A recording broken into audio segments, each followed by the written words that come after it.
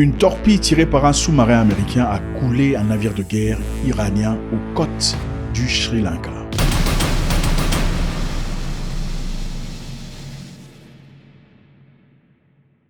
Nous sommes toujours dans notre histoire de l'Iran. Salut à tous. C'est toujours avec beaucoup de plaisir qu'on discute et on échange. Cette guerre contre l'Iran que beaucoup pensaient trop facile pour les États-Unis se promet d'être une guerre très brutale. Il est évident que dans la vie, on n'est quelquefois pas aussi fort que l'on le pense. Quand on est fort et que personne ne s'oppose à soi, souvent on pense un peu trop de soi, jusqu'à ce qu'on rencontre une personne capable de résister. Je pense que quelquefois la force n'est pas tout à fait ce que l'on essaie de représenter. Quelquefois la force est très timide. La force est calme. En tout cas, en Iran, une torpille tirée par un sous-marin américain a coulé un navire de guerre iranien dans les côtes du Sri Lanka. Triste nouvelle pour les Iraniens. La marine sri-lankaise a annoncé mercredi avoir récupéré 87 corps et secouru 32 personnes. 87 personnes ont péri évidemment et 32 personnes étaient encore en train de nager ou en train de flotter. Le navire iranien coulé dans l'océan Indien était considéré comme le navire amiral, donc le plus grand navire de la République islamique. Selon le secrétaire général de la Défense, Pete Hegseth, pour beaucoup de personnes, paraît comme une personne plutôt belliqueuse, il faut le dire. C'est le ministre de la Défense ou le ministre de la Guerre. Beaucoup de personnes estiment qu'il est très belliqueux. Voilà ce qu'il a dit. Hier, dans l'océan Indien, et nous allons le montrer à l'écran, un sous-marin américain a coulé un navire de guerre iranien qui pensait être en sécurité dans les eaux internationales. Et au lieu de cela, il a été coulé par une torpille, une mort silencieuse. Le premier naufrage d'un navire ennemi par une torpille depuis la Seconde Guerre mondiale. Et comme pendant cette guerre, à l'époque où nous étions encore le ministère de la guerre, nous nous battons pour gagner. C'est comme s'ils sont vantés. C'est l'un des rares moments depuis la Deuxième Guerre mondiale qu'un sous-marin a coulé un navire. Donc, bravo. Depuis la Deuxième Guerre mondiale, il n'y a pas des gens qui ont péri comme ça. Nous, on l'a effectué. Donc, nous, on l'a fait. Bravo. Et aussi, il faut rappeler que le président Donald Trump a déclaré que l'un de ses principaux objectifs était de détruire la marine iranienne. Donc, le navire de guerre n'était pas au combat contre les Américains. Le navire de guerre était dans les eaux internationales. C'est là-bas qu'on est parti chercher. Ils n'étaient pas au combat, la bataille. C'est comme si une personne qui ne s'engage pas en guerre contre toi, mais tu vas abattre de loin. C'est justifiable ou pas?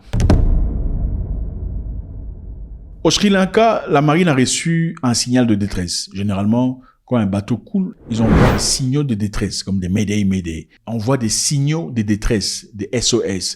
Et il y avait des signaux de détresse du navire iranien Iris Dena, qui transportait 180 personnes à bord. 180 vies, ça c'est des frères, des enfants, des cousins, des grands-enfants et tout le bazar.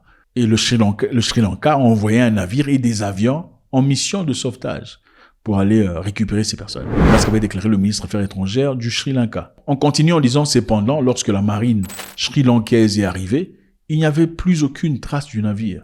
Seulement des nappes de pétrole, donc des taches de pétrole et des radeaux de sauvetage. Donc quelques gens en train de flotter. Et ils ont sauvé ces gens-là qui ont pu flotter, malheureusement. Nous avons trouvé des personnes flottantes sur l'eau, a-t-il ajouté. Espagne. L'Espagne refuse l'accès aux bases américaines pour des opérations contre l'Iran. Piyama Kofi, je pense que c'est intéressant de voir. C'est vraiment intéressant. Piyama Kofi veut dire clap your hand, hein? Applaudissez en Swahili. Le Swahili, c'est la langue la plus parlée en Afrique. Vous voyez là, sur la carte, tous les pays que vous voyez là parlent le Swahili, évidemment. L'Espagne a refusé l'accès aux bases américaines. L'Espagne a refusé d'autoriser les États-Unis à utiliser ses bases militaires et ses aéroports pour des opérations contre l'Iran. La position de l'Espagne tient en 4 mots. Non à la guerre. Nous ne serons pas complices de quelque chose qui est mauvais pour le monde et qui est également contraire à nos valeurs et à nos intérêts, simplement par peur des représailles. C'est chaud. C'est incroyable. Pendant que les Africains sont incapables de condamner un pays étranger parce qu'ils ont peur des frappes de ces pays, vous savez de quoi je parle, un pays qu'on ne cite pas. Il y avait seulement l'Afrique du Sud qui a eu le courage de le faire. L'Espagne a le courage de dire aux Américains, vous avez des bases chez nous, mais vous n'allez pas les utiliser. Je répète, pendant que les Africains sont incapables d'ouvrir la bouche pour dire, écoutez, le pays qu'on ne cite pas a arrêté de bombarder les gens là-bas, qui sont sans armes, qui sont... Évidemment, vous suivez ceux qui sont terroristes chez eux, n'est-ce pas? Mais tout le monde n'est pas terroriste. Il y a des enfants, il y a des femmes, des vieillards qui sont tués chaque jour. Les Africains sont incapables de le dire. Mais l'Espagne dit aux Américains, ici, vous avez des bases, mais vous n'allez pas utiliser ces bases. C'est chez nous ici. Vous ne prenez aucun avion d'ici partant pour aller bombarder en Iran. Le ministre espagnol des Affaires étrangères, José Manuel Alvarez, a déclaré le 2 mars 2026 les bases ne seront plus utilisées pour quoi que ce soit. qui ne soit pas prévu dans le traité ni en dehors de la Charte des Nations Unies. Si votre histoire n'est pas acceptée par la Charte des Nations Unies, vous n'utiliserez plus ces bases pour ça. Il a également souligné que ces installations restent sous la souveraineté espagnole.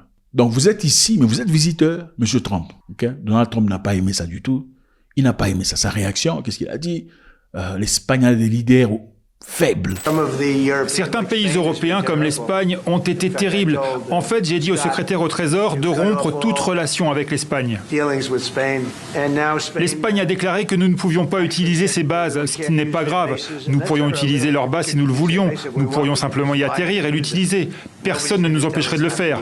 Mais nous n'en avons pas besoin. En conséquence, 15 avions militaires américains ont quitté, dont des avions ravitailleurs, les K-135. Ce sont ces avions qu'on utilise pour aller faire des bombardements très loin, des avions de ravitaillement. 15 avions ont quitté les bases espagnoles et se sont relocalisés, notamment vers l'Allemagne, selon les données de Flight Centre.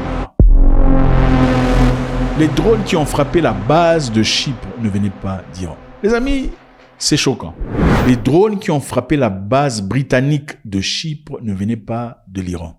Le ministre britannique de la Défense a confirmé que les drones de type Shahid, les drones Shahid sont les drones des Iraniens.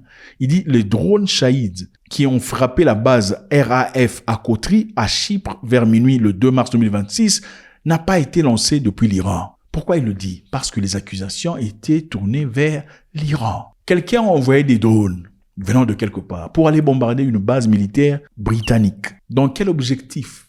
D'enrager les Britanniques. Pourquoi? Parce que les Britanniques n'étaient pas directement engagés dans la guerre contre l'Iran. Alors comment changer ça? Envoyer les drones Shahid pour bombarder la base militaire britannique afin que les Britanniques se fâchent et entrent en guerre sans réfléchir. Mais heureusement, cette fois-ci, avec un peu d'expérience, les gens ont compris que les gens manipulent les idées à la propagande. Alors les Britanniques ont fait leur enquête et ont conclu, avant d'agir, que les drones ne sont pas venus de l'Iran. Parce qu'au départ, l'Iran avait nié cette histoire. Il avait dit non, on n'a jamais envoyé des drones là-bas. Mais certaines personnes ont pointé du doigt, c'était l'Iran. Je ne suis pas content du Royaume-Uni non plus. Il nous a fallu 3-4 jours pour décider où nous pouvions atterrir. Ça aurait été plus pratique d'atterrir là-bas, plutôt que de voler plusieurs heures de plus. Nous sommes très surpris. Nous n'avons pas affaire à Winston Churchill. Et ce n'est pas la première fois. En Arabie Saoudite d'ailleurs, vous voyez ici, il y a le feu qui brûle. Ce feu a été incité par un drone. Le drone dont beaucoup accusent l'Iran. Mais l'Iran a dit non, on n'a pas bombardé là-bas. Les bombardements qu'on a fait, on peut justifier ça parce qu'on sait, on reconnaît les bombardements. Mais ça là, c'était pas nous. Ce ne sera que quelques temps plus tard qu'on découvrira que 2 personnes venant de quelque part, dont on ne citera pas, qui ont été arrêtées avec des bombes. Pour objectif de faire quoi? De faire croire à l'opinion internationale que ce sont les Iraniens qui ont bombardé là. Est-ce que ça veut dire que les Iraniens font du bien? Je ne dis pas ça du tout. Mais je dis qu'il faut combattre une guerre vraie, pas une guerre manipulatrice. Voilà ce qui se passe en Iran pour l'instant. C'est toujours avec beaucoup de plaisir. On vous fera des mises à jour aussi nécessaires. Toujours dans le bon, toujours sans filtre. Faites-moi savoir ce que vous en pensez. Est-ce que vous pensez que l'Iran a une chance?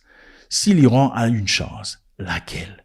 Je vous rappelle aussi que l'OTAN, en tant qu'organisation, à travers son dirigeant, a dit qu'ils ne participeront pas à cette guerre de Trump et de Netanyahou. Ils se disent contents de voir qu'ils ont anticipé cette histoire, mais ils ne participeront pas dans cette guerre. Moi, je pense que c'est un message clair.